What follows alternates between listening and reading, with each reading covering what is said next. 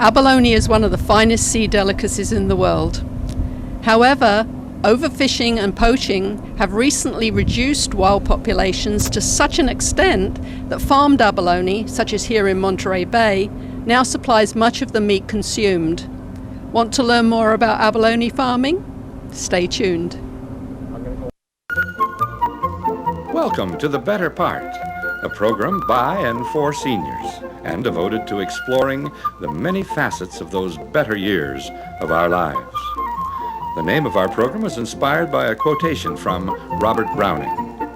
"Grow old along with me, the best is yet to be, the last of life for which the first was made."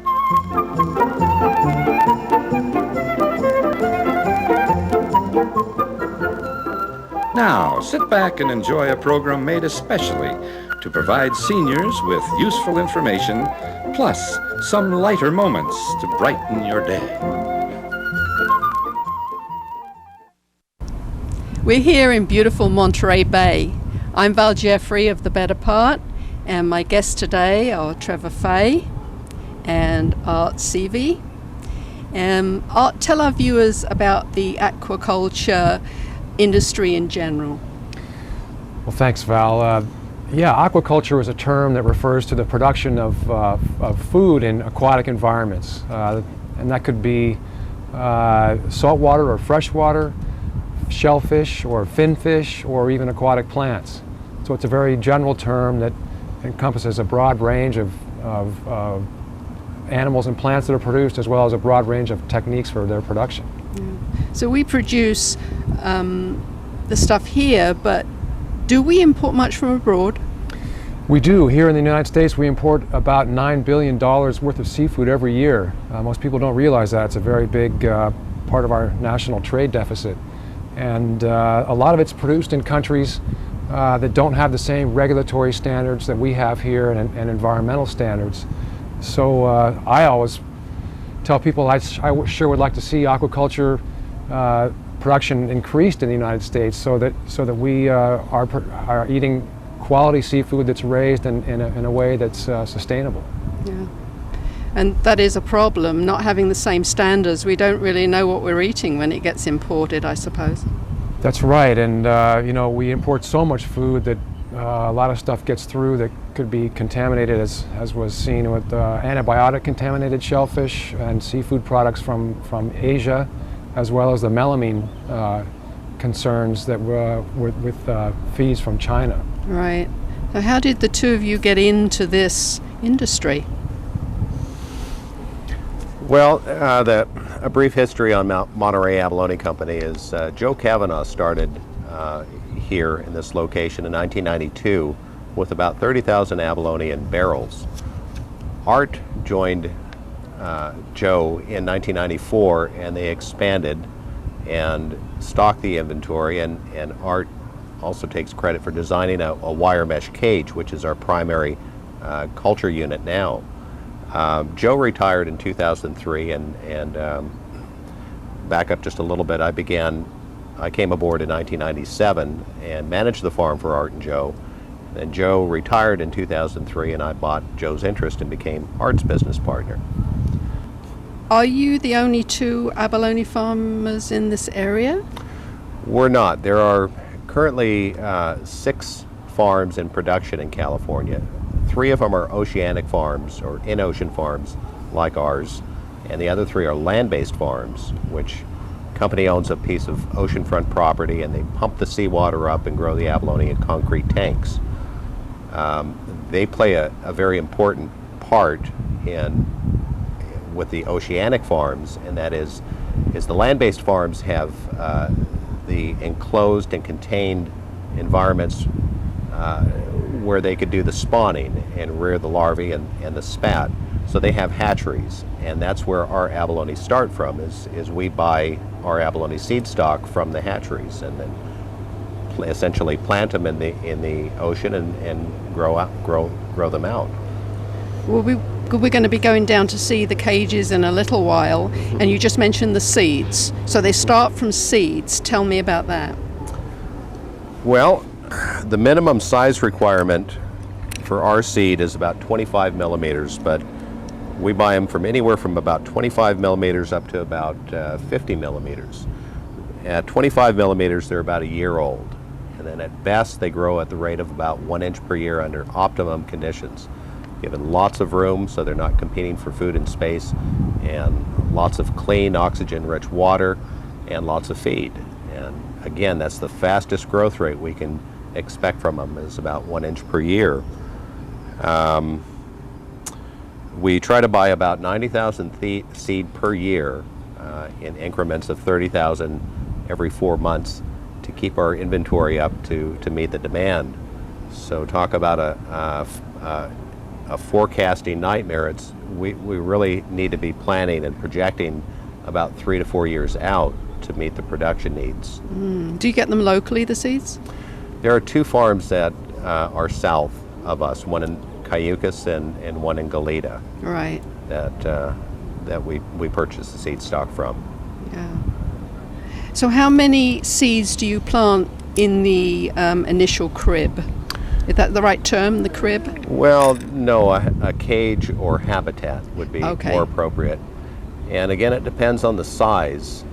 If we purchase them at 25 millimeters, we could actually stock about 3,000 in one cage. And if they're a little bit bigger, we'll cut that population density down to about 2,000. And as they grow, we need to thin that population to promote continued growth, of course, or they get crowded, they don't get enough feed, and they compete, and the growth rates slow down. So after about 9 months to a year, we need to thin each population by removing about a third out of each and starting a third cage to promote the continued growth. What do you feed them? Well, we feed them seaweed. Abalone are marine snails, and just like the snails that you have in your gardens, they eat the leaves on the plants that are available to them, and so they they go to town on the seaweed, and we feed a lot of seaweed, mostly giant kelp, which is a plant that's very fast growing, one of the fastest growing plants in the world, as a matter of fact, and we feed them once a week. Here at our farm, we harvest about 5 tons of wet kelp every week. And kelp is kind of like hay. It's not a very nutrient-dense food. It doesn't have a lot of protein or fat. It's mostly carbohydrate. And so they eat a lot of it. So they eat seaweed. Where do you get the seaweed from? Well, most of the seaweed we feed, we harvest from local kelp beds. And we're also starting to grow some of our own seaweed. Kelp is really the only kind of seaweed that's present in sufficient quantities for us to harvest from the wild. But when abalone are living in the wild, they eat a wide variety of seaweed. And Trevor and I have been thinking for a long time, wouldn't it be great to feed the abalone a more varied diet that would be closer to their natural diet? And so we started a project in conjunction with some researchers from Moss Landing Marine Labs in Moss Landing to grow some of our own seaweed, and specifically we wanted to produce a red seaweed. Now, abalone will incorporate the pigment from the seaweed they eat into their shells, and you can see from this ab that we grew that when it was eating almost exclusively kelp, its shell had this turquoise color, and when we started to feed it just 5% of the algae as red seaweed, then it got a nice red color in its shell. And that's much closer to or actually almost identical to the color you see in a wild abalone's shell. So our farm is right over, our current farm is right over here against the seawall here in the Monterey Harbor, and we've got some buoys that support some horizontal ropes, and from those ropes are hanging vertical ropes where we've seeded the seaweed onto it. And we are very pleased with the results of this experiment. It seems that the abalone grow a little faster. They get this nice red shell. We also had a taste test where the tasters, where food writers and restaurateurs preferred the red abalone 4-to-1. That was a blind taste test, so we're very pleased, and we're expanding that part of our operation. Did you know that was going to happen to the shell when you fed them the red? We did know that, yeah. That's pretty well known that that the abalone shell depends on what they gets the pigment from the algae they eat. Yeah. Right.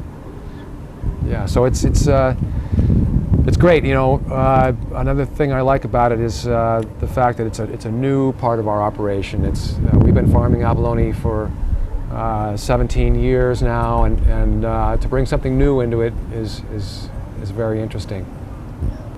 How do they eat? Do they have teeth? They do. They have a cartilaginous tooth called a radula, and that's what they use to tear the kelp into little pieces, which the pieces go into their stomachs and get digested there. How long does it take for them to get to the right size before you can supply them?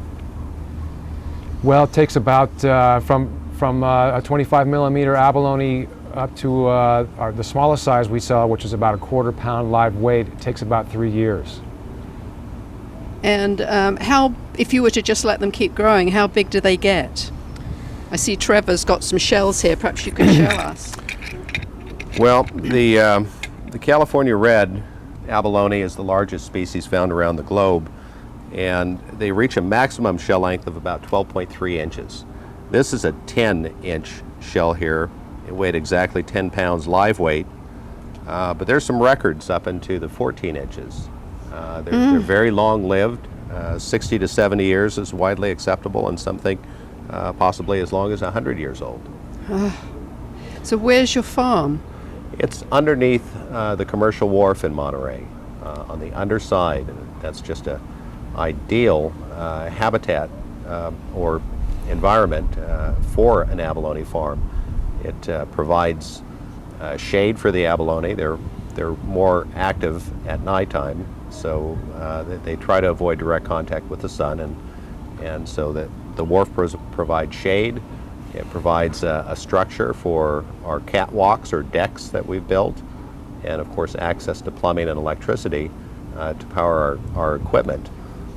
One of the other key features that just makes it an ideal location is the water flow through just from the tide surge. The regular high and low tides provides a really good flushing mechanism and water flow through the cages to provide that oxygen-rich water. Does it have to be a certain temperature, and does the temperature vary at all? The California red abalone like cooler water.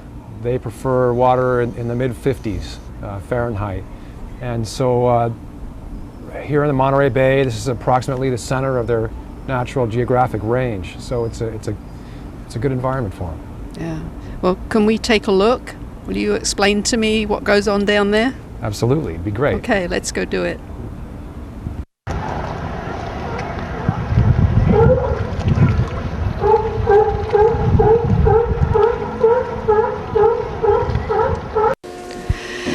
So I've come down below, and it's a little bit like Phantom of the Opera down here.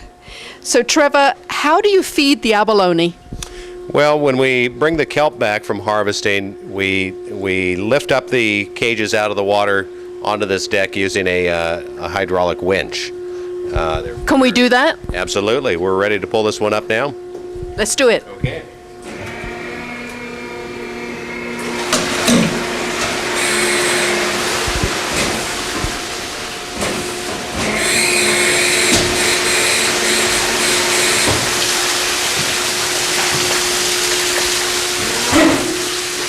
Okay, we're going to need to clear this area right here. Do you have to clean the cages? We do. We normally blast the wire mesh and the plastic mesh with a high pressure seawater to reduce biofouling, so that that allows good water flow through. This is a large mesh. So this particular cage actually looks fairly clean right now. So how long is it? Can they be out the water like this? Well, the red abalone, their habitat ranges from the intertidal down to about 120 feet. So they're quite well adapted to be exposed at low tides. You used to be able to pick them right off of the rocks. So we could pull these out of the water, safely for 2-3 hours if necessary. Really want to minimize the time that they're out of the water to reduce the stress on them. but it's common. It usually takes us about 15 minutes to feed each cage. So how do you do that? Do you just put the seaweed in it, or how does that work? We do. I'll show you. We'll open this cage up and I'll demonstrate how we put the kelp in. Great, thanks. You're welcome.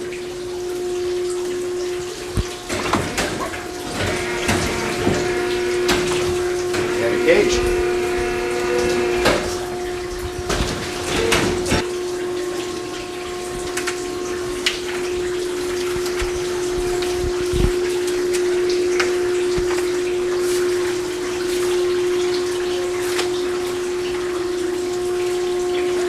This is a typical abalone cage. This one's actually, it still has plenty of kelp in it, but the abalone stick to these panels that we've built and keep in the cages.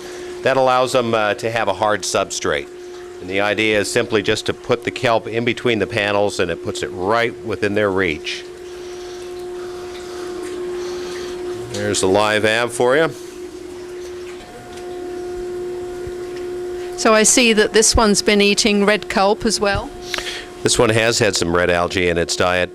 During the wintertime, we rely a lot on drift kelp, which is usually kind of a mixed bag of algae. Drift kelp is what's been ripped out by winter storms or large swells. So likely that was a winter time, and as are these other two marks. And then right in this band here, he had a pretty consistent supply of some red algae. What about the little black tentacles around the outside? What are they for? Those are sensory tentacles. They sense prey coming in, like a starfish trying to climb up on it, or octopus. And octopus will prey on the smaller abalone, not so much on the larger ones. And rock crabs are some of their biggest predators, as well as the sea otters. But they're also used to detect kelp. Out in the wild, their diet is primarily drift kelp. So a piece of kelp comes floating by and bumps into them, and they sense that and kind of clamp onto it and trap it under their body or between their body and the substrate that they're stuck to, and get to eat a meal. When you put him back in here now, is he going to clamp on straight away? He will. I could help it on, or it'll find its way around a nice hard spot on the plastic panel. You could see where I removed him. He was quite happy just staying stuck right in that one little spot. They don't move around and forage much, especially when we keep delivering the food right to their fingertips. And you can see where all the barnacles and such have settled around him. Let's put him back and keep him happy. Okay.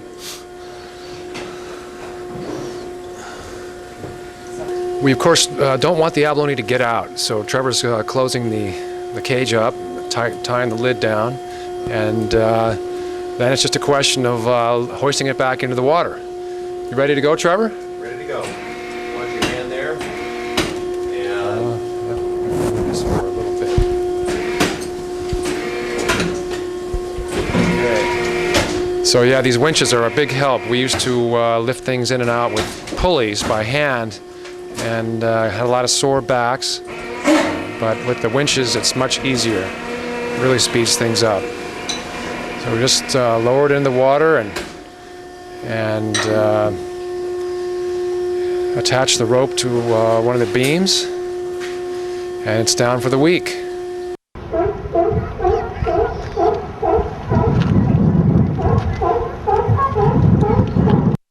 Right.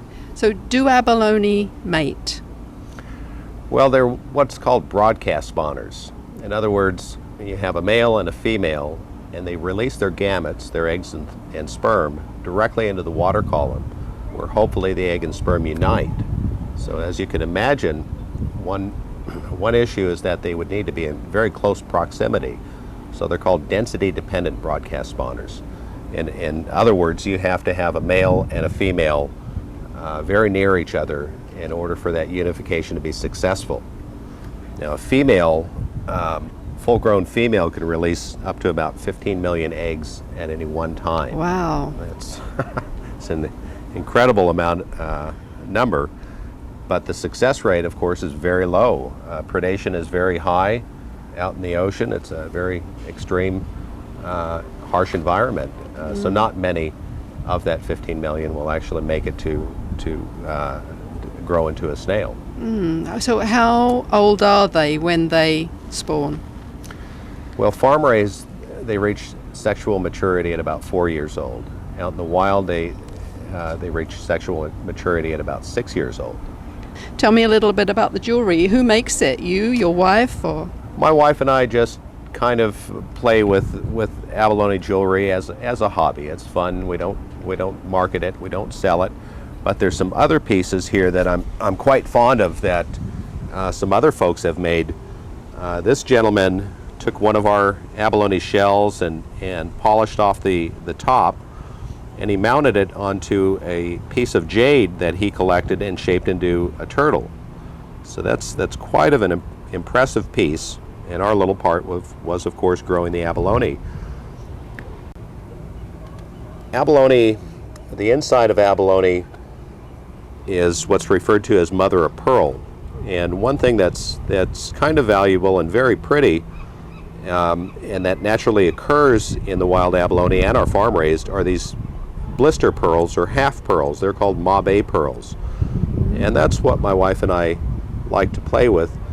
Is that what's in those other ones? Are these pearls down the end here? Those are, exactly. And this is kind of one of my pride and joys. It's beautiful. Pieces is I've crafted a star with a very beautiful pearl in the center of that. She really likes that, and it looks really good on her. And they could, of course, be shaped into hearts or any kind of shape you could think of. Yeah. Here's just a simple teardrop. And earrings are quite common as well, or out of little button pieces. Yeah. Simple to make. Yeah. Well, I think they did make buttons out of mother of pearl. I seem to remember when I was a kid. Right. Yeah. Right. What about this one here? This is beautiful. Well, that's a pua, or a New Zealand abalone, and you can see the mother of pearl is actually found not just on the inside, but if you sand down the top of the shell and take all the organic matter off and grind down far enough, you'll run into the mother of pearl as well. Now that's a very hazardous occupation. The dust from abalone shell is very toxic if it's breathed. So you must take many precautions if you take this up. Well, it's not recommended to take it up as a hobby at all. Right. Well, we should tell our viewers not to try this at home, right? Exactly. That's what I'm trying to say. Okay. Yeah. Do you have a favorite recipe, both of you? Start with you, Art. Well, I'm not a great chef, so I tend to prepare my abalone pretty simply, and I like to pound it a little bit, and I like to keep the pieces thick.